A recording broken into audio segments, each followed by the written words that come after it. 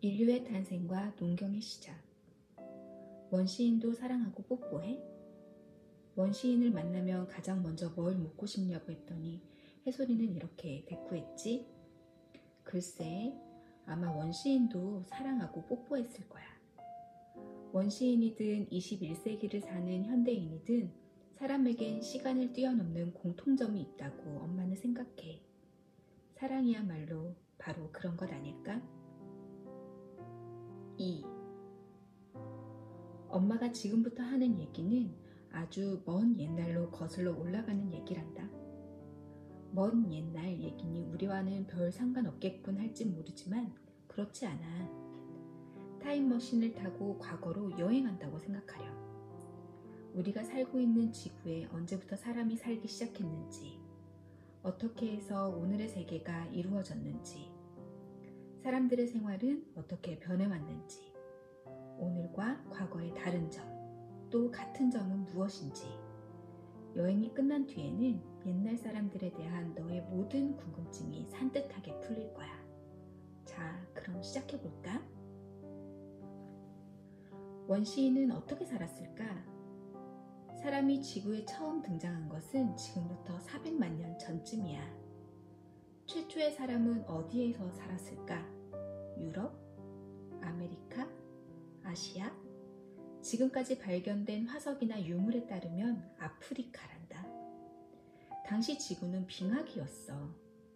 유럽, 아시아 북부, 북아메리카는 얼음으로 덮여 있었고 사람이 살기 좋을 만큼 따뜻한 곳, 그곳이 바로 아프리카였거든. 최초의 사람이 아프리카에서 태어난 건 그 때문이야. 4.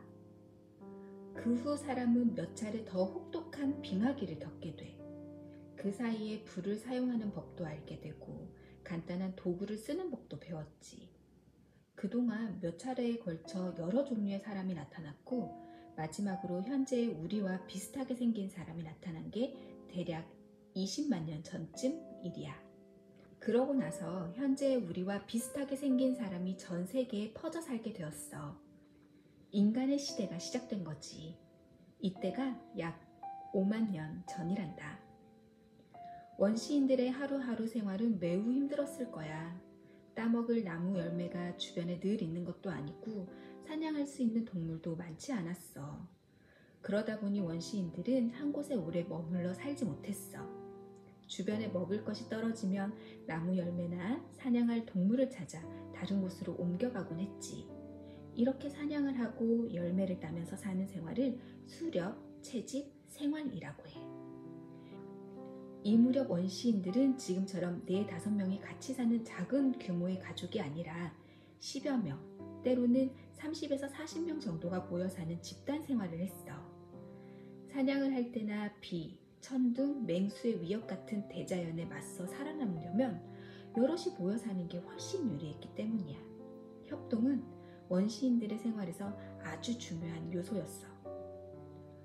그러다가 지금부터 1만 년 전쯤에 빙하기가 끝나고 지구가 따뜻해지면서 인류 문명은 완전히 새로운 시대를 맞이하게 된단다. 사람이 살 수 있는 지역도 넓어지고 인구가 늘어났어. 당시 세계 곳곳에 퍼져 살던 인구는 500만 명 정도였다는구나. 그럼 농사가 시작된 것은 언제부터일까? 농사가 시작된 것은 약 7,000년 전이야. 사람이 지구에 나타난 게 약 400만 년 전이니까 우와, 자그만치 399만 3천 년 동안 먹을 것을 얻기 위해 떠돌이 생활을 한 셈이구나. 그런데 어떻게 해서 수렵 채집 생활을 하던 사람이 농사를 짓게 되었을까? 사실 이 질문에 대해 간단하게 대답하기는 어려워. 주장이 여러 가지거든. 그중 대표적인 것이 기후변화와 관련이 있다는 주장이야. 그러니까 빙하기가 끝나고 기후가 따뜻해지자 사냥감이었던 동물들이 다른 곳으로 옮겨가는 바람에 먹을 것이 없어진 사람들은 새 환경에 적응해야 했고 그 결과 농사를 짓기 시작했다는 거지. 그런가 하면 인구가 늘어나서 예전과 같은 방법으로는 살 수 없게 되어 좁은 땅에서도 식량을 많이 얻을 수 있고 노력한 만큼 확실한 대가를 얻을 수 있는 농사를 짓게 되었다는 주장도 있어.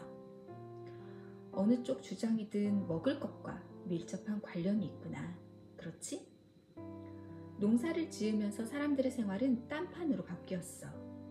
우선 전처럼 먹을 것을 찾아 떠돌 필요가 없어졌어.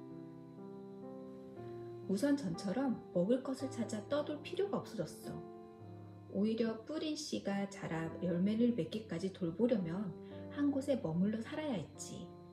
이렇게 한 곳에 머물러 사는 것을 정착 생활이라고 해. 덕택에 가축도 기를 수 있게 되었어.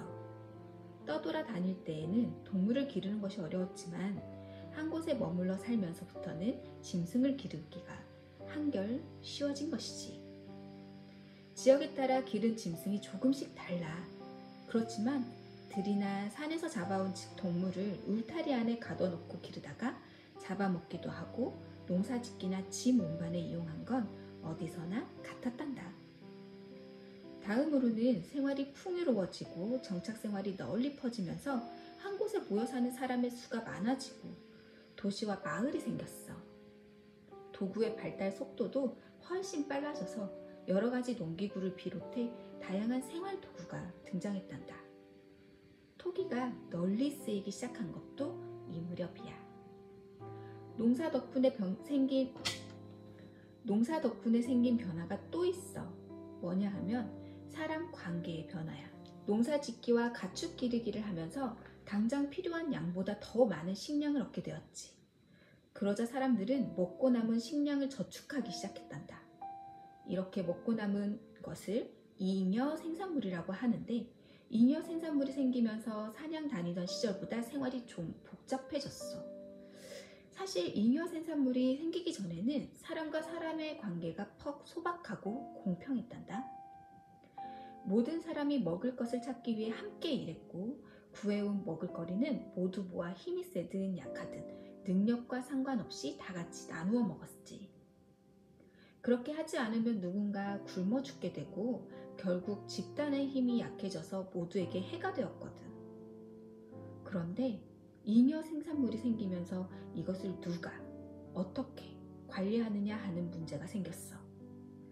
그래서 어떤 사람은 들판에 나가 농사를 짓고 어떤 사람은 농사일 전체를 보살피고 관리하는 일을 맡거나 잉여 생산물을 관리하는 일을 맡게 되었어.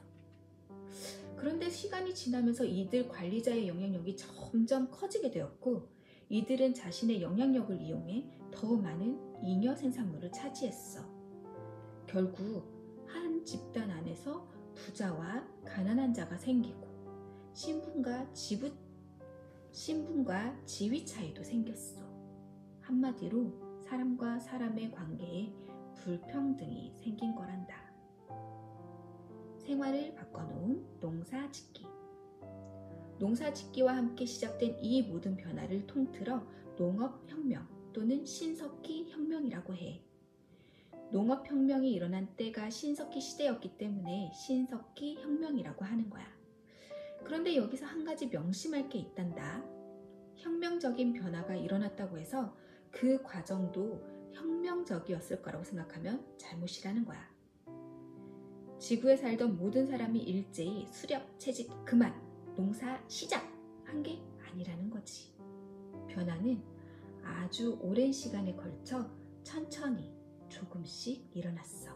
그리고 농업혁명 이전 사람들과 이후 사람들이 아주 딴판이었을 거라고 상상하지 말아라.